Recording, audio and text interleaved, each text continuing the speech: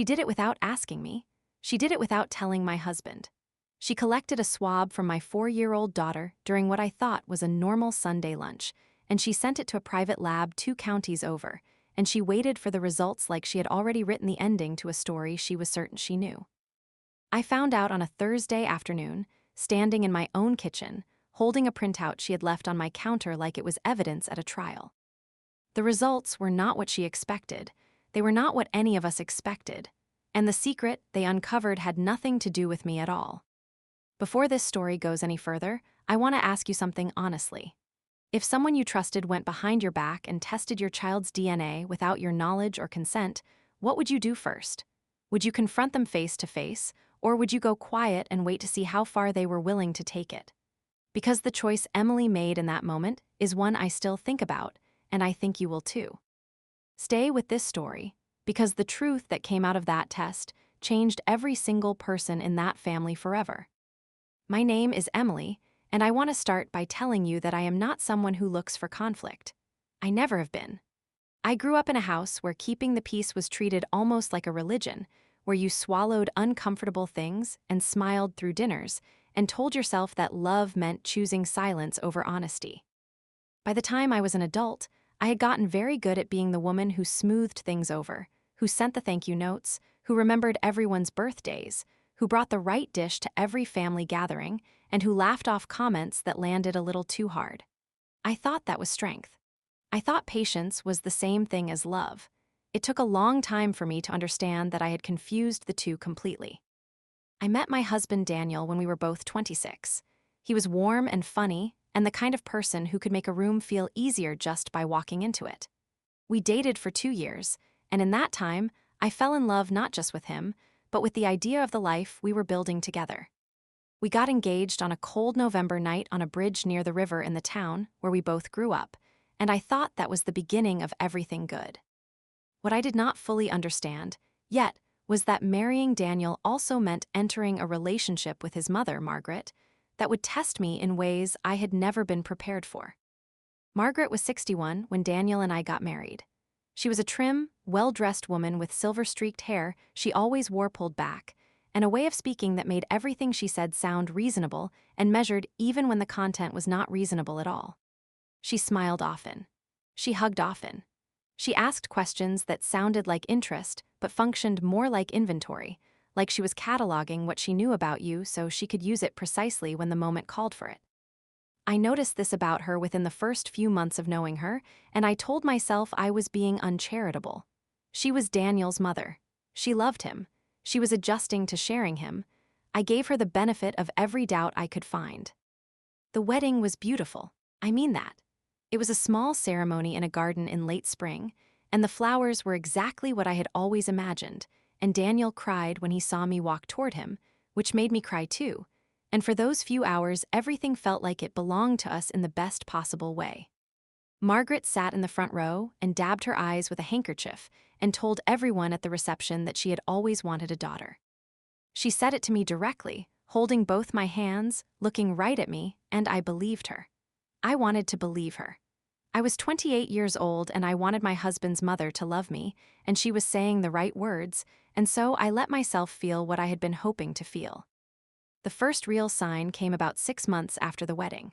Daniel and I had been talking about starting a family, and we had told his parents in the casual way you tell people things you are excited about, not as an announcement, but as a conversation. Margaret listened carefully and said all the right things in the moment.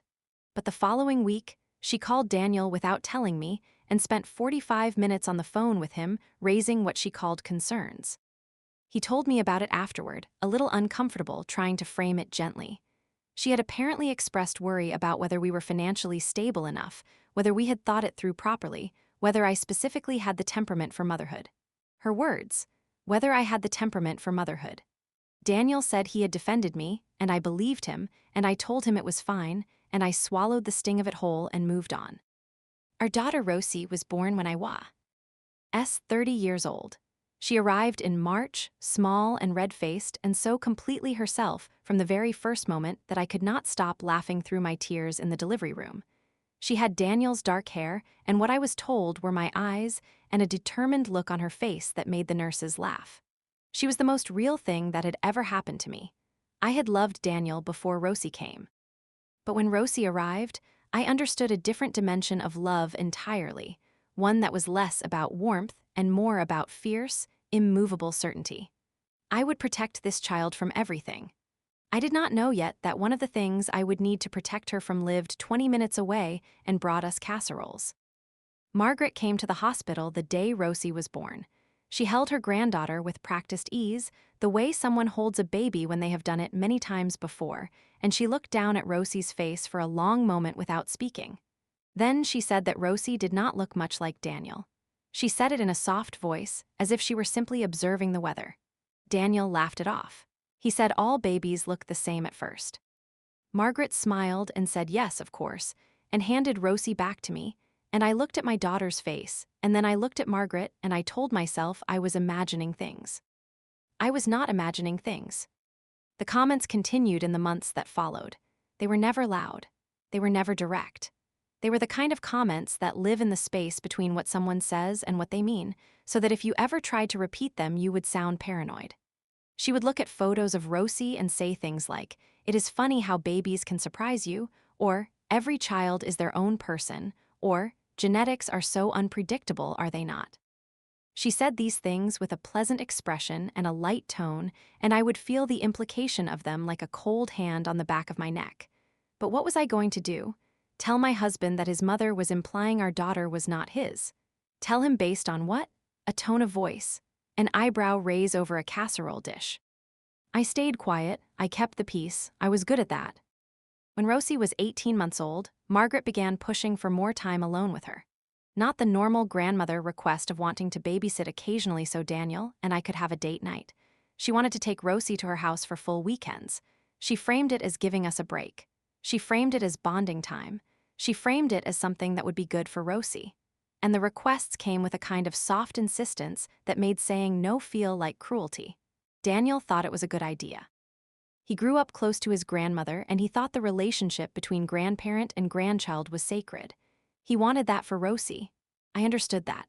I also felt, though I could not explain why entirely, a discomfort that sat low in my stomach whenever I imagined my daughter in that house without me. I agreed to short visits. I resisted the full weekends. Margaret accepted this with a smile that did not quite reach her eyes. By the time Rosie was 2.5, the dynamic in our extended family had developed a shape that I recognized but still did not know how to name. Margaret was warm and attentive to Rosie in a way that felt proprietary rather than affectionate. She bought her gifts before occasions, called for updates on milestones, and had framed photographs of Rosie in her hallway before I had gotten around to printing any for our own walls. On the surface, this looked like devotion. Underneath it, at least to me, it felt like claim staking. Like she was building a file. Like she was accumulating evidence of a relationship that she was certain she needed to secure before something shifted. Daniel's father, Robert, was a quieter presence in all of this. He was a retired engineer, methodical and reserved, the kind of man who showed affection through practical helpfulness rather than words.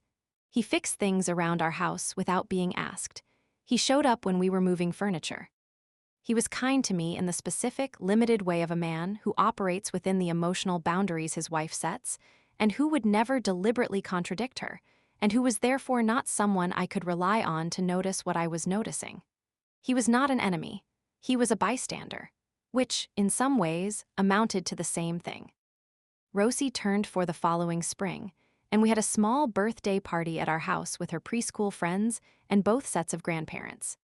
It was one of those chaotic, joyful afternoons, full of frosting and tiny shoes and children running in circles, and I was happy in the genuine, uncomplicated way that children's birthday parties sometimes allow.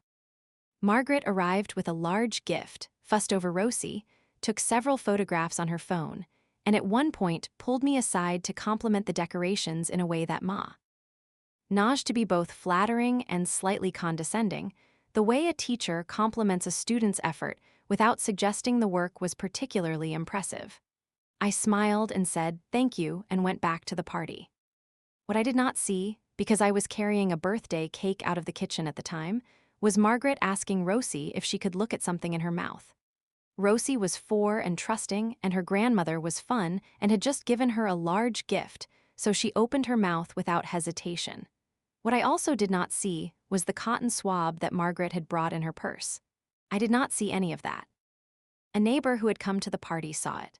Or rather, saw something that seemed odd and mentioned it to her husband that evening. And her husband mentioned it to his brother who lived 3 streets away from us.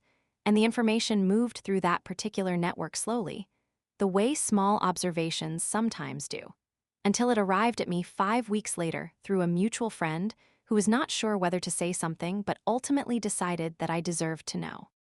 I sat with this information for 3 days before I said anything to anyone. I want you to understand what it feels like to sit with something like that. You have a 4-year-old daughter who trusts everyone who smiles at her. You have a mother-in-law who has been collecting small pieces of your life for years, cataloging your inadequacies with a soft voice and a pleasant expression, and now you have confirmation that she went into your child's mouth with a swab at your daughter's own birthday party while you were carrying a cake. You do not feel angry right away. You feel something colder than anger.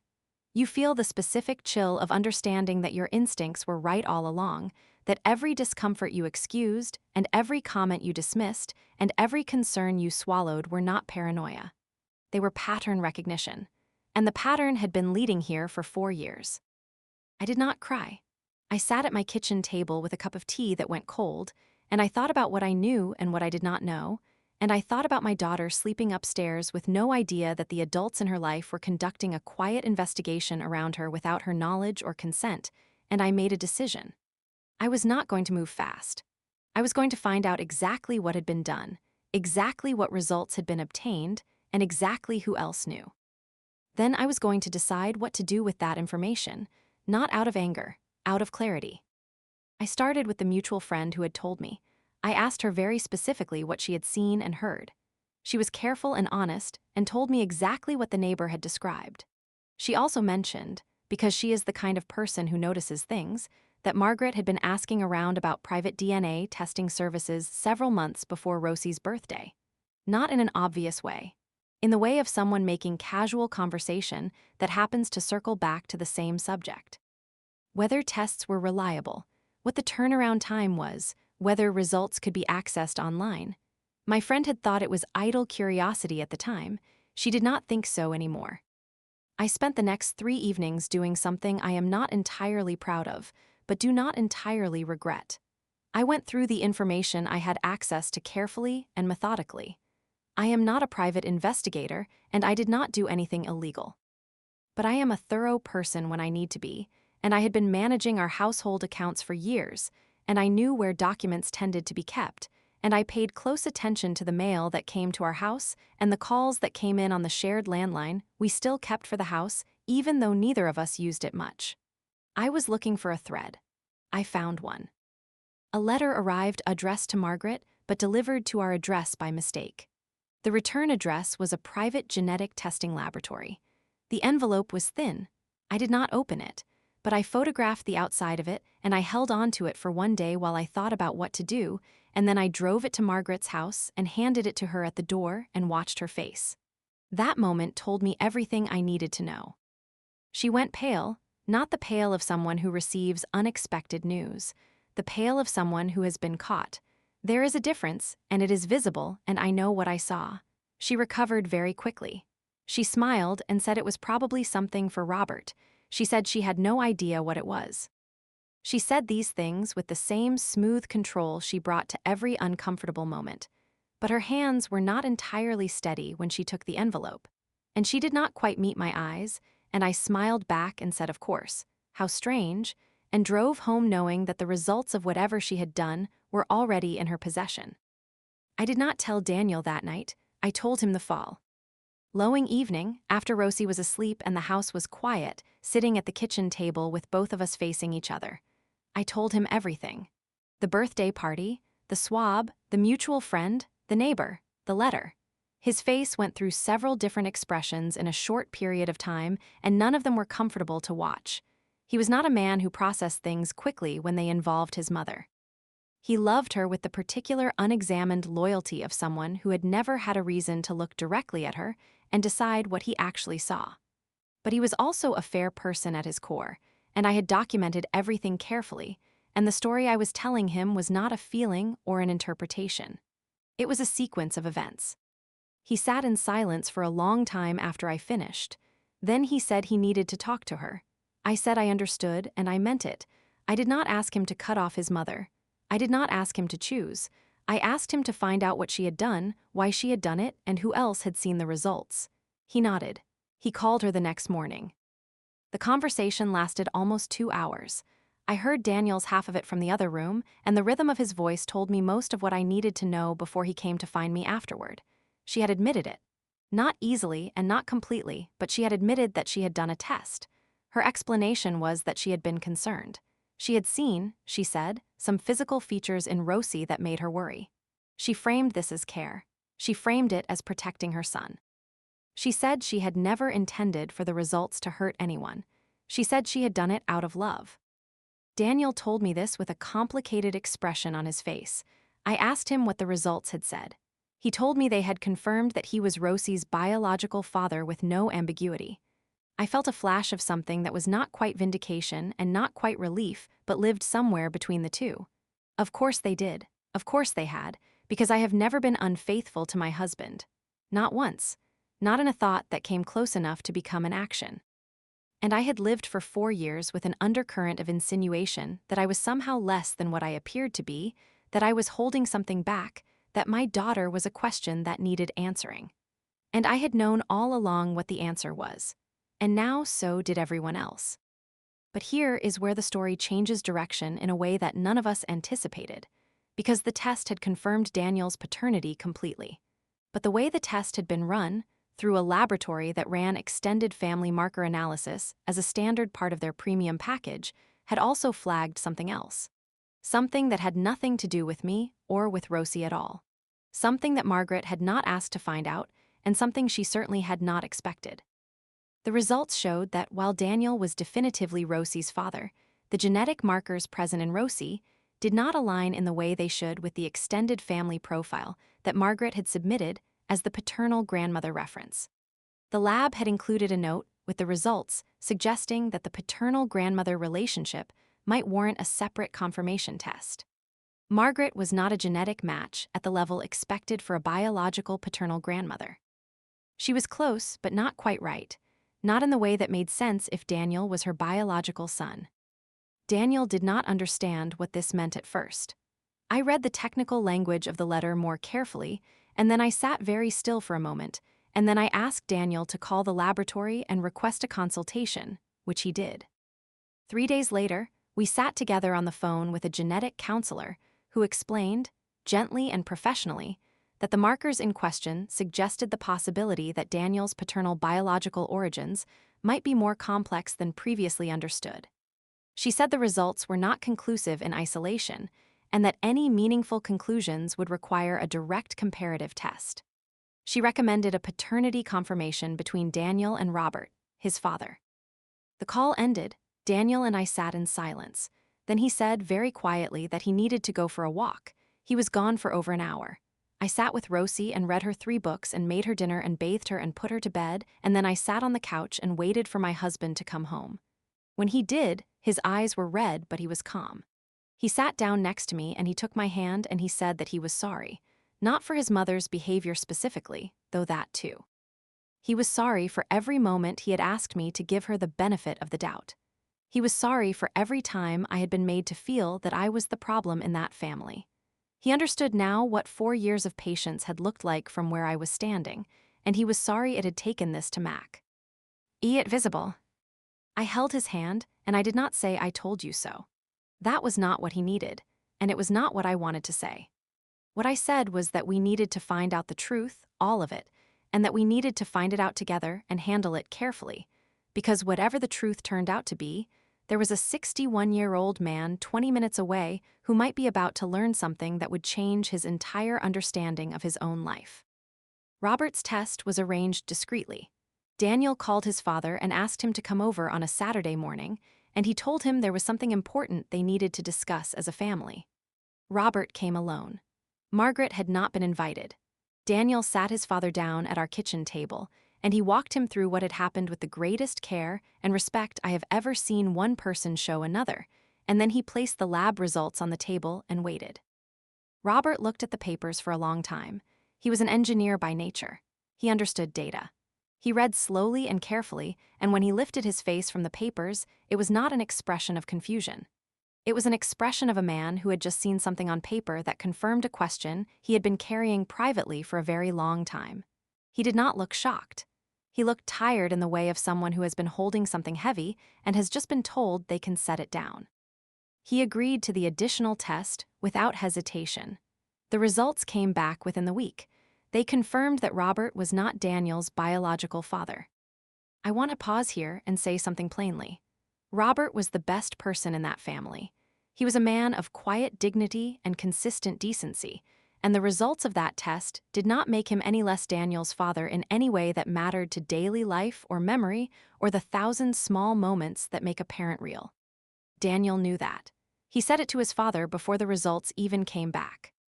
He said that a test could only tell you biology, and that the man who had taught him to drive and attended his school events and repaired his first car and sat in the front row at our wedding was his father in every way he valued. Robert cried. Daniel cried. I went to the kitchen and gave them privacy and cried over the sink by myself because I am also a person with feelings even when I am trying to be the stable one in the room. The question of what the results meant for Margaret could no longer be avoided. She had set this entire chain of events in motion. She had gone to a birthday party with a cotton swab in her purse with the intention of proving that I had been unfaithful to her son. She had obtained results that disproved that suspicion entirely. And those same results, through the laboratory's extended analysis, had opened a door she had kept closed for over 30 years. A door that she had presumably known was there. Because Robert's quiet, unsurprised response to the paternity results suggested that this was not information arriving from nowhere. This was information arriving from a place both he and Margaret had apparently chosen, for reasons of their own, never to speak about directly. Margaret had not told the truth to her husband. She had not told the truth to her son. She had managed a secret for 3 decades with the same smooth competence she brought to every other uncomfortable thing in her life, excusing it perhaps as protection, perhaps as necessary, perhaps as love in the version she understood. And then she had decided that the way to investigate my honesty was to conduct a genetic test on my 4-year-old daughter. And that test had circled back and illuminated her own closed door with a precision she had never anticipated. There is a specific kind of quiet that happens in a family when a truth of that size breaks the surface. It is not the quiet of peace. It is the quiet of every previous conversation being held up against new light and re-examined. Holidays, photographs, dinners. The things Margaret had said over the years about genetics and resemblance and family traits, comments that had always seemed aimed at me, took on a different weight entirely when you held them against what she was actually carrying. Had she been projecting? Had every accusation she leveled at me been a deflection from her own secret? I did not say this out loud, but I thought it. Daniel requested that his mother come to our house the following weekend. She arrived dressed impeccably, which told me she had prepared for this meeting the way she prepared for all challenges, by presenting a version of herself that looked composed before anyone had a chance to see her otherwise. She sat across from Daniel and Robert, who had come together, and I sat slightly to the side, present but not at the center, because this was not primarily my moment to lead. Daniel spoke first. He was calm. He placed the lab documentation on the table between them the same way he had laced it before his father. He told his mother what the results had shown. He told her what the additional test had confirmed, and then he simply waited. Margaret looked at the papers. Then she looked at Robert.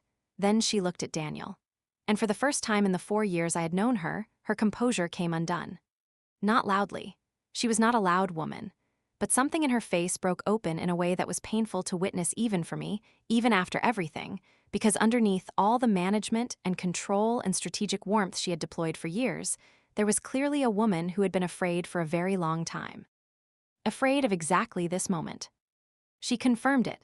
She told them the truth, or a version of the truth that she had shaped into the most sympathetic possible form, which is what people do when they are caught but still in control of the narrative. She had had a relationship before her marriage to Robert that had ended badly. She had discovered she was pregnant after the relationship ended and before she and Robert became serious. She had convinced herself, or perhaps had known and chosen not to examine, whether the child was Robert's or belonged to the other man. She had married Robert when she was 3 months along. She had never said anything. She had told herself it was likely Robert's. She had told herself it did not matter because Robert was the one who was there, and perhaps that was even true in the moral sense. But she had never verified. And she had never told anyone. And she had carried it for 32 years. Robert's response to her confession was the most quietly devastating thing I have witnessed in my adult life. He did not shout. He did not leave the room. He sat in his chair and he looked at his wife for a very long time with an expression I cannot fully describe, and then he said, in a voice that was entirely steady, that he wished she had trusted him. That was all. He wished she had trusted him. Those 5 words landed in that room with more weight than anything louder could have achieved, and Margaret flinched as though she had been struck, and the conversation essentially ended there. I want to be clear about something. I did not feel triumphant in that moment. I am telling you this because I want you to know me accurately. I had been insulted and suspected and quietly investigated for years by this woman, and the investigation she launched against me had uncovered her own truth, and there was a certain justice in that structure that I could acknowledge privately. But I was also sitting in a room with a man who had just been told that his entire family origin story had been rewritten, and a woman who had clearly spent decades in a kind of quiet terror she had managed through control, and a husband who was processing more emotional information than any person should have to process in a single afternoon. There was no room in that space for triumph. There was only a very deep, very complicated sadness for the kind of damage that secrets do over time. In the days that followed, the family found its new shape slowly and painfully. Robert moved to a hotel. Not dramatically, not permanently, but he needed time to be alone with what he had learned, and no one blamed him for that. Daniel spent 2 evenings at his father's hotel, just sitting with him, watching sports on the television, doing the specific kind of companionship that men sometimes offer each other by simply being present without requiring conversation. I fed them dinner when they came back. I kept Rosie's routine steady. I called my own mother and cried on the phone in a way I had not allowed myself to in a long time, and she did not say I told you so either, which is where I learned how to do it. Margaret called me once during that week. I was surprised she called me rather than Daniel, but in retrospect, I understand it. He was someone she had wronged in one specific and enormous way, and he would need time to recalibrate. I was someone she had wronged in a different and ongoing way, and perhaps she thought I was more practiced at receiving her apologies because I had swallowed so many near apologies from her before. She called and she said that she was sorry for what she had done with the DNA test. She said she had been wrong. She said she hoped we could find a way forward. I listened to all of it. I let her finish. And then I said something that I had been preparing, not in the sense of scripting, but in the sense of knowing my own truth well enough to be able to say it clearly. I told her that I accepted that she was sorry. I told her that I believed her in that moment. I also told her that sorry was a beginning, not an ending, and that what came next would be determined not by what she said, but by what she did. I told her that her access to Rosie going forward would be discussed between Daniel and me, and that we would make that decision together, based on what we believed was best for our daughter and not based on pressure or guilt. I told her that I wished her and Robert well in working through what they were facing, and I told her that I needed her to understand, clearly and without ambiguity, that I had known all along that I had nothing to hide, and that the test she had run had confirmed it, and that I expected that to be the last time anyone in that family questioned my honesty without speaking to me directly. She was quiet for a moment, then she said yes, just that. Yes, it was the most honest thing she had ever said to me. The weeks after that conversation were unlike any period I had lived through before. The extended family became aware, gradually, that something significant had shifted in the household. Margaret and Robert had told a few close relatives the broad shape of what had happened without going into specifics, and that information moved through the family in the way information always moves, expanding and contracting depending on who was telling it. Some family members reached out to Daniel and me with kindness and concern. Some went quiet. One of Margaret's sisters called to say she had always thought Emily seemed like a good person and she hoped the family could heal. I thanked her and meant it. Daniel and I had our own reckoning in those weeks too. Not a crisis. We were solid. But there were honest conversations that we should have had years earlier, conversations about how I had felt in that family, about the specific ways I had carried discomfort without naming it, about the moments he had chosen his mother's comfort over my clarity, about the cost of that to me over time. He listened to all of it without becoming defensive, which was new and important. I had not given him the full picture before because I had been managing the piece. He had not seen the full picture because I had managed it so well. We were both responsible for the distance that had grown between us around this particular subject. We talked through it over several evenings, and something between us settled into a more honest position than it had occupied before. Rosie continued her life with the magnificent indifference of a 4-year-old to family drama. She went to preschool. She requested pancakes in specific shapes. She had opinions about which shoes she was wearing on any given day that she communicated with complete conviction. She was the clearest thing in my life during that period, and I made sure she felt it. I held her longer. I read her stories slower. I made a point every day of sitting on the floor with her and doing whatever she wanted to do, building the same block tower and watching her knock it down, looking at picture books where she pointed at every animal and told me its name, playing pretend games where I was consistently cast as the supporting role. I was present. I was grateful. I was aware, in a way I had not been before, of exactly how lucky I was to have a life that included her. Robert returned home after 3 weeks. He and Margaret continued in their marriage, though what that looked like privately I cannot say. What I could observe was that Robert seemed quieter and more inward than before, and Margaret seemed softer in a way that was less managed and more actual. The composure was still there, but it sat differently on her. She had been stripped of something she had been using to prop herself up, and what remained was a woman who was smaller and more human than the one I had known. I could not fully trust her yet, but I could see her more clearly, and in some ways that was a different kind of progress. The genetic question of Daniel's biological father was one he chose to investigate on his own terms, at his own pace, with my full support. Margaret provided what information she could, reluctantly and incompletely, about the man from her past. Daniel spent several months deciding whether to pursue a direct connection and ultimately concluded that he did not need that connection to feel complete. He had Robert. He had us. He had Rosie. The biology was interesting as data, but it was not going to rewrite the family he already had.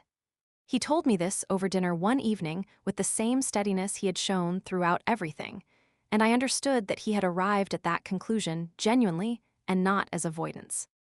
Margaret and I found a careful, slow way back to something that was not warmth exactly, but was civil and occasionally even genuine. She saw Rosie with us present in our home for visits that were defined by boundaries we had set together, Daniel and me. She did not try to push those boundaries. She brought small gifts that were appropriate rather than strategic. She did not comment on genetics. She did not imply things. When she held Rosie and read to her and laughed at something Rosie said, there were moments when I could see the love underneath all the damage. And I let Rosie receive that love because my daughter deserved to have a grandmother and because the love was even if everything built around it had been complicated.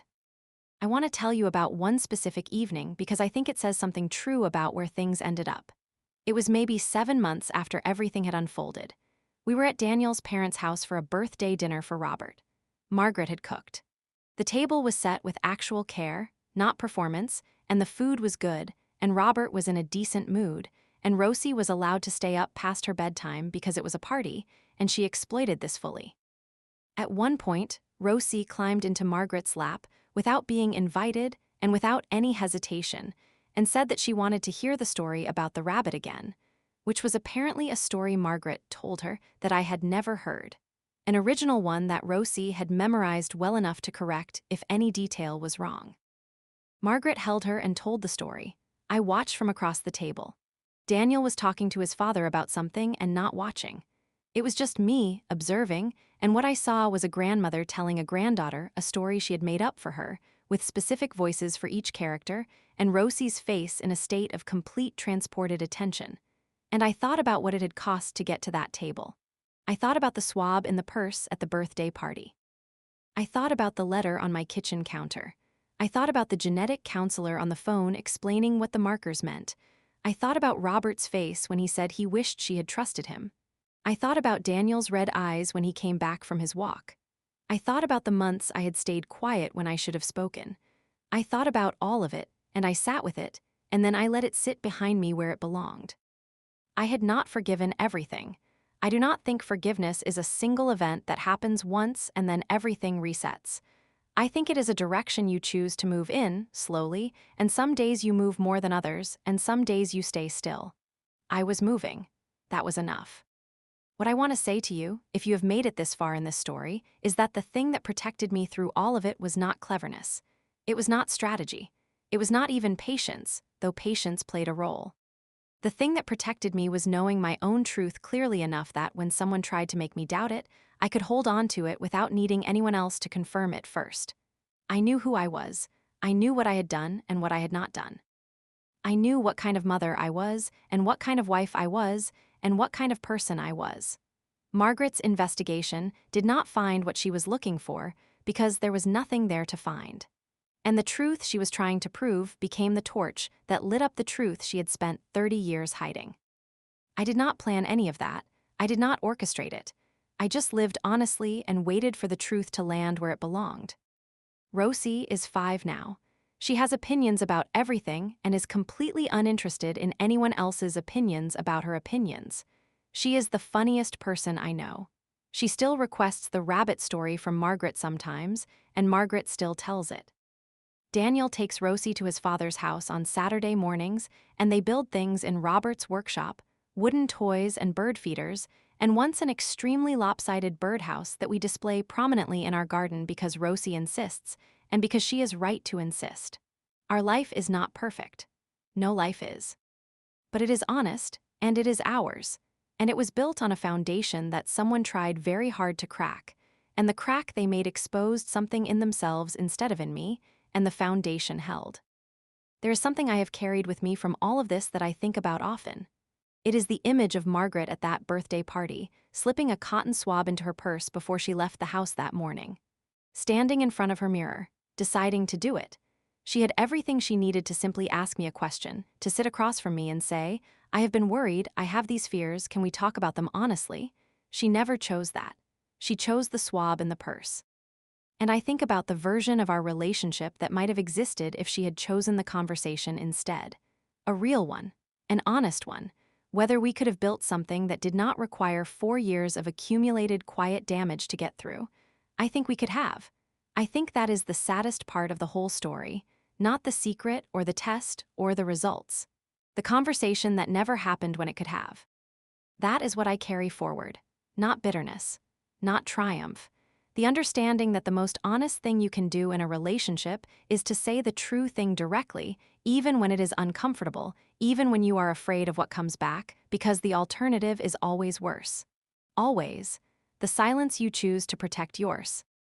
LF with becomes the thing that eventually breaks you open instead. I choose honesty now. I choose it in small moments and in large ones. I choose it with Daniel when I am uncomfortable with something rather than managing it alone. I choose it with my family, with the people I love, with myself when I am tempted to pretend something is fine when it is not. I am still the woman who keeps the peace. But I am no longer the woman who keeps the peace at the cost of her own truth. That version of Emily stayed quiet at a birthday party and let someone reach into her daughter's mouth with a swab. This version of Emily knows what she knows and does not apologize for knowing it. And if Margaret ever reaches for a purse during a family gathering, I keep an eye on it. That is not bitterness. That is just being a person who learned something real. If this story reached something in you, I want to ask you to think about one thing before you go. Have you ever swallowed an uncomfortable truth to keep the peace, and then watched it grow quietly in the room until it was large enough to change everything? Emily did that for 4 years. A lot of us do it for longer. If something in this story reminded you of yourself, or someone you love, or a relationship you have been quietly managing, drop a comment below and tell me what you would have done differently. I read every one. And if you are someone who is still in the quiet part of a story like this, before the truth has surfaced yet, I just want you to know that your instincts deserve respect, and the truth always finds a way to the surface eventually, with or without help.